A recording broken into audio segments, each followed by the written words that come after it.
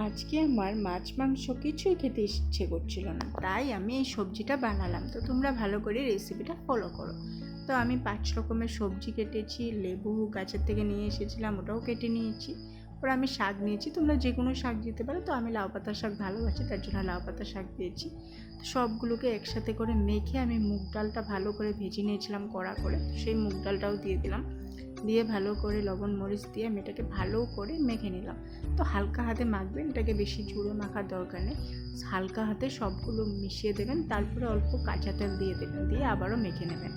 মাখা হয়ে গেলে কড়াইতে গরম তেল দিয়ে আদা আর কালিজিরা ফোড়ন দেবেন।